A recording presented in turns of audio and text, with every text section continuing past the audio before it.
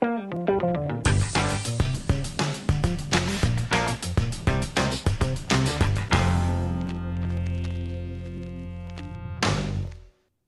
you for being so generous with your time. I know you've got other commitments to make, but before you go, we got to open up to the internet for just a question from the chat room. Do they understand that they can't ask us to do things sexually to each other? Do they know? Are they familiar with the You're format forgetting of this this is program? the internet. I know. What do they think they're watching? She wants to know what your favorite is, but specifically your favorite role in Rakontur. My favorite role? Your favorite role. What is that? What does that mean? What is Billy's favorite role? I think she means, is it director, is it camera operator, is it tough. editor? Listen, on Square Grouper, I co-wrote the music with DJ LaSpam on that show. I do a lot of craft service work. Speaking of which, lovely spread. Lovely spread here. Thank you. By the way, I had some delicious hummus and a box of wine. It was terrific. Sparing no expense. But it's tough, you know, because now we're like small business owners. We're like managers now, and it's tough. What I actually, to answer the question, what I think I miss more than anything is getting as immersed as we used to get in each project. You know, like I said, for 10 years we did 5 projects. So that's like living and breathing and eating one show for, you know, years. Yeah. And being able to commit. Like now we're like, you know, we're trying to finish one edit and deliver one movie while we're at a film festival, you know, premiering and doing press for another movie, and so we're finding a way to balance that in terms of quantity versus quality. It certainly seems like in 2011, quantity is quality. You know, Right. the more you know, just keep pushing content out there as quickly as possible. Some of it'll be warmly received, some of it, you know, perhaps less so, but just keep your name out there, keep your brand out there, and keep putting stuff out, even if it's just online. I mean, we put that dogfight, that's not even a trailer, it was just a reel, because we didn't know what we were gonna do. Was it gonna be a feature doc? Is it gonna be a reality show? So we just went and shot that one event.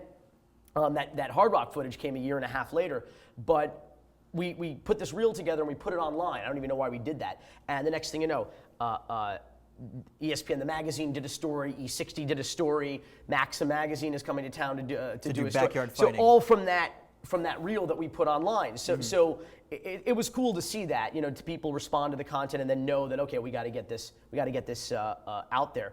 So I think really what it is these days I miss being kind of being a micromanager, I guess, being able to just kind of have a hand in every single thing that we do. Now it's a little bit more managerial. Okay. Jesse, excuse me, there's a couple people that like to ask some questions before he goes. No, all right. All right, we got time. Let's Ready do it. for that? Yes. Okay. Any for Jesse? Oh, guess Jesse. what? I'm logging off. Uh-oh. Let me think about it for a minute. Riley Golf Pro would like you to do a movie on the 70s, 80s in Miami, and he mentioned the Mutiny as you know, something that he'd like Mutiny to see you Hotel. cover. Yeah, of course.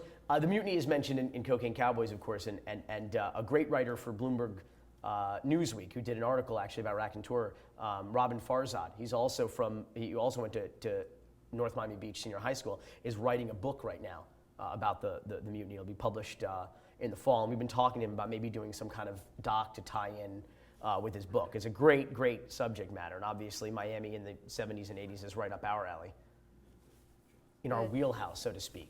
All right. Is that it? For the moment. So once again, Billy, really thank you for taking all this time to hang out with us. Thank you. You know, every Friday I'm on Paul and Young Ron. Every Friday, show. Billy is the film critic for Paul and Young Ron on Big 106. So I've got to go see a movie that I can review tomorrow. This morning. Is becoming laborious too. Going to see these movies. I don't know that. I mean, it's like Fear Factor or something. You know, I'd rather eat dog crap, I think, than actually go and see some of these movies that I have to see. It's really depressing. It's really like demoralizing, some of these movies. But I liked Thor. Okay. So everybody, I'm Go getting a see Thor reputation this for summer. I'm getting a reputation for not liking anything that I see, and that's not true. I just don't like most of what I see. You liked Thor. I liked. There you go. Well, here's something else that you might like. This is a trailer for Square Grouper, which you can now get on Netflix. It's a good transition there. Thank I you like very that. much. Very impressive. You can stream this live on Netflix. You can pick it up as a DVD, and You remember those? We talked about that earlier. DVDs. one of our friends, longtime friend of the show and of Midtown Video, thanks for that story at the beginning. That was totally awesome. Give it up for Billy Corben.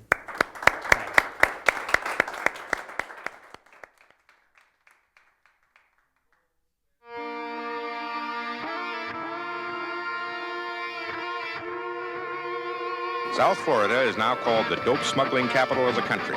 In the mid-'70s, there was a move to legalize marijuana. 13 million Americans use marijuana regularly. At a House hearing today, the Carter administration favored easing the penalties they face for that use. We thought it was going to be legalized, and if we were going to make money, now was the time to do it. The Black Tuna Gang, the Ethiopian Zion Coptic Church. Everglades City. The federal government began phasing out commercial fishing in Everglades National Park. The commercial fishermen, they had to find something to feed their family. It was suggested that people find alternate sources of income, and they did. They can't tell me that this is a drug. They can't tell me that this is a crime. They can't tell me anything except that God made it, and he made it for I. Ganja is the sacrament of the Ethiopian Zion Coptic Church. Through ganja, we would be able to find a way to expand. So we started to move herb.